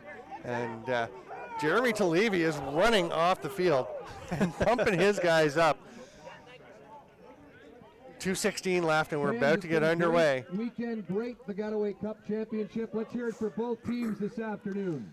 Jordy Jones-Smith will start with the ball with 4 white jerseys around him, as close as they are allowed to be. In fact, the refs are saying a little bit further. Leclerc on Jones-Smith.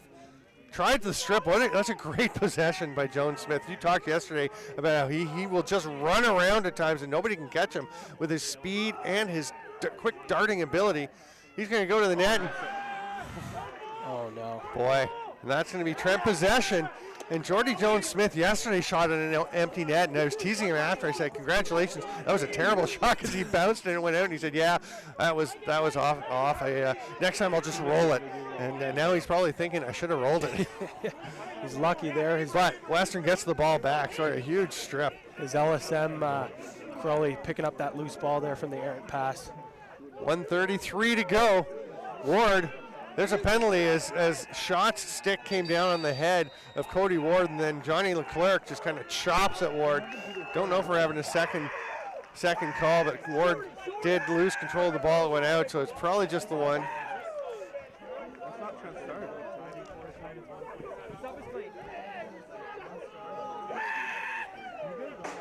$1:27 to go.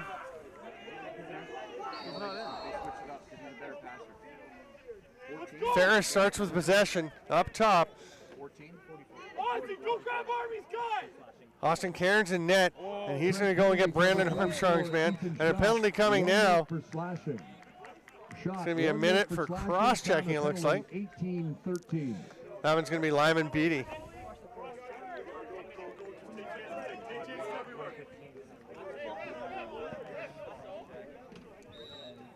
Excalibur penalty to number 11, Liam Barkley. Liam Barkley takes the penalty. Barkley, Austin Cairns was standing in his net, and you could hear the coach Mark Farthing saying, get out and get somebody. But Trent shorthanded and trying to pressure. Not an ideal situation. Just a minute left. Rory, Yep, final minute of play. Austin Haber calling for the ball, gets it.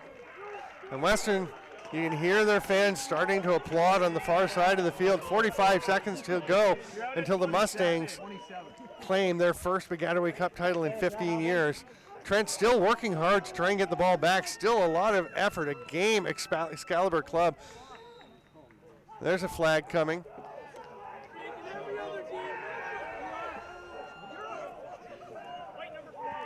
He's got 5 seconds, I have 15. Long pass caught by McCrory. 28 seconds, the stall warning on Western. To number 5, Forsyth, Dakota. That ball was very close to going back out of the zone and being Trent possession. It won't really matter at this point with 16 seconds left. McCrory's just going to backpedal, pass it over to Miles, who will be, I would imagine, the MVP of this tournament. And that is it. They start to celebrate with 5 seconds to go. They're jumping up and down. The ball's over in the corner. Western's not even going to touch it. They're going to run down and mob Manny Najjar. And my voice made it till the final buzzer.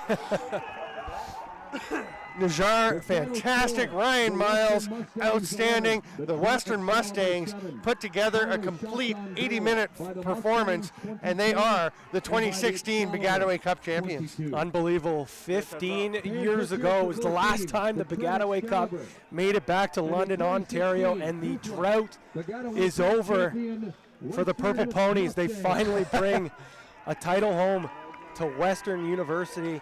I actually just thought of something just before he said that was the last time they won. I'm pretty sure it was still the University of Western Ontario. Yeah, because the change is relatively recent. Yeah, no, Western University. Was. So there you go. They're still Mustangs. They're still purple. And you know what? It's great to see this Western program. I mean, so many times they've come up, 3 times in the final. This is their 3rd final since '99. So many semifinal appearances as well, and they. Around the league, there's a lot of talk saying they just can't win the big game. They can't win the big game. Well, you know what? Head coach Jeremy Talevy and his Western Mustangs finally won the big game, and they can, bring home that cup for the first time since 2001. I still say it, and I still am so shocked. Yeah, it's been that long. I talked to Jeremy Talevy after last year's championship game, and he said, we've got a good team. We're young. We get almost all of these guys back. We've got a lot of guys. Right now, we're looking towards next year to win a championship. And, they were focused on it. Trent has brought a lot of guys in, guys going to teachers college at Trent who have been at other schools and transferring in, and it's making a big difference for them. And they're really building a program. I think Jeff McKinley, the head coach, is doing a great job. But Jeremy Talevy, he's been doing a great job for Western for a long time too. And you got to, he and Mike Frith and the rest of the coaching staff have done such an excellent job. And after shaking hands, congratulations to Trent, certainly, for what they've done. I have mentioned on the broadcast, I'm a Trent guy. I started working at Trent when I was 12 years old. I grew up on the campus. I went to Trent. I'm a proud alum, and I'm very proud of what this Trent team has done. But I think there's no question that Western was the better team today. They've earned this Baggataway Cup championship, and all credit to them. Yeah, and at the start of the year, they kind of, that game against Brock where they let in, I believe, was 15 goals, and it looked like, geez, is this defense and, Manny Najjar going to be able to figure it out? And certainly they did. The next game, boom, it was like a brand new team. And, the scoring rate, scoring 204 goals in the regular season, unbelievable. But everyone talked about the offense and how good it was. The 52 goals from Cody Ward. But the play of the defense and the defensive midfielders, the LSM play by Crowley, and of course Manny Najjar in between the pipes, that was the true rock of this team.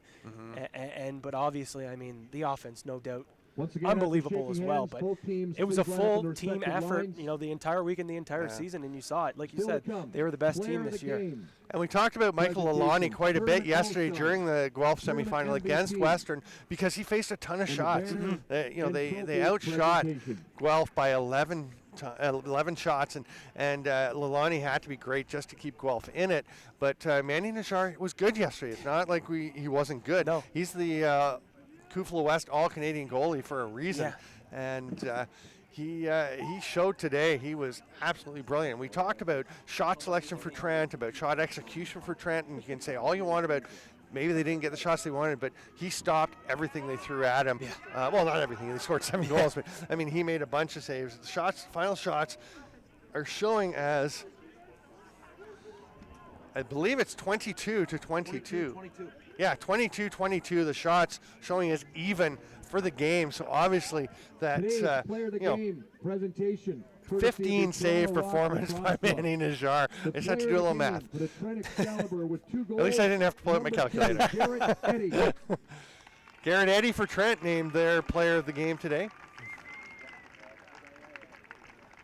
And he's going to be disappointed that that's the award that he's being handed rather than a Baggataway Cup championship. For the Western Mustangs with Ryan Miles will come out and take the Western Ryan Miles. Yeah, Player of the Game award. He was unbelievable this weekend. I mean, no doubt 18 points on the year, a solid year for the midfielder, but this weekend. 8 goals this weekend. How many assists? You've got it all written down. He finished with 8 goals and 3 assists. Yeah, that's incredible. What a great performance. And they're going to announce the All-Star team shortly, and I think, Baggataway Cup. well, I don't think, I know he's going to be back out there. From the Guelph Griffins, Brett Obicus. Brett, if you're here, please step forward. So Brett Obicus announced as one of the All-Stars at midfield. He was sensational in Guelph's 2 games. Oh, yeah. From the Brock An absolute Badgers, dominant force. Brandon Slade. Brock's Brandon Slade, one of the attack, and he had a big game, big tournament. You know, it was one of those situations where he faced some stringent D, some tight D, and there is the first Mustang, Keegan Crowley, listed as a defender for this. He's an LSM. It's, making the All-Star team. Cole Murdoch. Cole Murdoch, named an All-Star for the Trent Excalibur. Excalibur. Danny Mickle. Danny Mickle at midfield. Murdoch the defender. Mickle has been great. I mean, he scored a bunch of goals, played well all over the field. I just hope Ethan Schott's in there because he has to be. From the Western Mustangs. I mean, he's been great. Cody Ward named to the All-Star team. Yeah, Cody Ward came up big. I know, finishing with 3 goals and assist on the day. And it wasn't just the amount of goals that he had. Also, he had 2 big goals late. Manny Najjar. The Mustangs and their fans go absolutely wild for Manny Najjar. That's a good All-Star team, a very solid representation. The one, Cole Murdoch, I don't want to say anything bad about him. He played well. He had some good games. But Ethan Schott was sensational. Yeah, for Trent, should definitely be there. I agree with that. Manny Najjar, and you talk about the veterans on Western that they're going to be losing to graduation.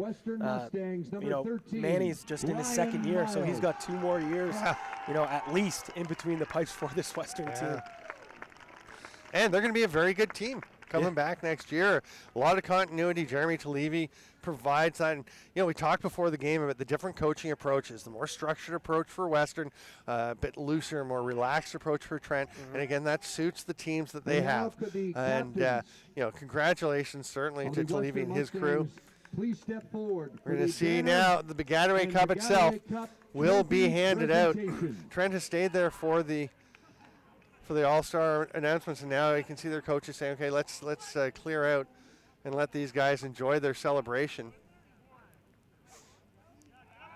So Trent will come around, head off to the dressing room, and there are helmets and sticks and gloves all over the field, starting from a couple right by the Western bench. There's a stick that's actually off over the line by the Western bench. That's somebody who just couldn't even wait to move down on the field. Most of them, though, I think the real explosion, the yard sale started as they got over center towards Manny Najjar, and then they're just chucking helmets up, dropping sticks and throwing up gloves. And what a performance by this Western club. We want to thank Brock University for their excellent job hosting this tournament. Brock TV for letting you and I join them. It was a lot of fun to, Dan and Zach and Mitch and Remy and all the guys that we've had a chance to work with here. And there they come. Now they've handed the trophy over. The Mustangs are swarming in to enjoy the fruits of their labor. And, it's been great here at Brock.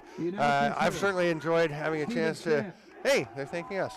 I was just saying, I had a great time. And there is the Western mascot. I say it doesn't look like it's somebody brought their dog. She's a very cute dog with a Western bandana wrapped around her neck, and she is maybe as excited as any of the players with what's going on. Pat Gregoire, your closing thoughts on a pretty tremendous weekend. Yeah, it was an unbelievable weekend. The first two games, not as close as we thought it was going to be, but Saturday and Sunday certainly lived up to the expectations that we had for this weekend. 3 unbelievably close games, and you could argue the two best teams consistently throughout the year met in the finals, and Western just figured out ways to shut down this high, potent, powerful attack, and it's good to see that the Cup is heading back to London for the first time since 2001. And McGill's going to come back with a vengeance. Trent's got a team that's going to just get better and better. Western's going to be good again. Brock, Guelph, and Bishops are young teams coming up. Ottawa with their first appearance. Nipissing and Laurentian are both on the rise. I think we see a Toronto team that's always just on the edge. They can get in there. I think it's going to be a great 2017 season in CUFLA, the 150th anniversary of Canada, the 150th anniversary of Lacrosse. I can't wait for it. My thanks to Pat Gregoire and Zach Engel and the rest of the crowd here at Brock TV, and to the CUFLA executive for everything they've done, to Brock University for their hosting. And that's going to wrap things up for us here at the 2016 Baggataway Cup. The championship goes to the Western Mustangs. Congratulations to them, and thanks to all of you for being with us. We'll see you next time. And that's going to wrap things up for us here at the 2016 Baggataway Cup. The championship goes to the Western Mustangs. Congratulations to them, and thanks to all of you for being with us. We'll see you next time.